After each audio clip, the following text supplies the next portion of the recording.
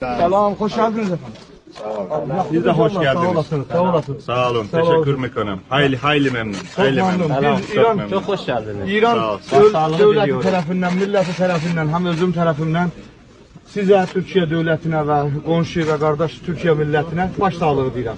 olun. İnşallah gedənlərinizə rəhmət olsun, qalanlarınıza inşallah sağlıq olsun həmişə. Sağ ol kardeşim. Sağ olasınız, Sağ sağ ol olasınız. kardeşim. Biz de buradayıq inşallah. Həmişə bir Qardaş yerdeyiz. safına Həmişə sizin bir yanınızdayız. yerdeyiz. Sağ olasınız. Sağ ol kardeşim. Buyurasınız, əgər bir görüş edirsiniz də biz Sağ ol. düşməkdəyik. Sağ olun. Burada bir hastanədir, xəstəxanadır gətirmişik. Orada urjans qisməti var, yataq qismətləri.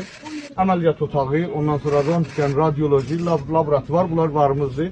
Təqribən bir 10 gün olar Sevriye'nin bir Haberim var o sizin seçimler olur ki, geleceğinizden. burada xidmətdəyik. Biz bu meseleyi çattırdılar bana da. Biz de arkadaşlarımıza söyledik. Burada Adıyaman'da ihtiyaç var. Burada yardımcı olsun. Arkadaşlarımız da yardımcı olsun. Sağ olasın, sağ olun. Siz burada memnun musunuz her şeyden? Elhamdülillah. Elhamdülillah. Çok teşekkürler. Çok Sağ teşekkür olasınız. ederiz. Biz Geldiğinize lazım göre. olan kadar o şeyler Geldiğinize yapacağız. göre, kömeğinize göre Sağ olasınız. minnettarız. Çok Sağ teşekkürler. olasınız. Sağ olasınız. Teşekkür Mikan'ım. Sağ olasın. Sağ ol. Sağ ol. Buyurasınız. Şu anda 4344 kişi var. Sahar hastaneleri duruyor. Bugün Adıyaman'da İran'ın kurduğu Sahar Hastanesi'ne çadır kentin yanında, içinde daha doğrusu. Onları da ziyaret ettik. Yerinde teşekkür ettik. Fransa'nın Gölbaşı'nda olduğunu arkadaşlarımız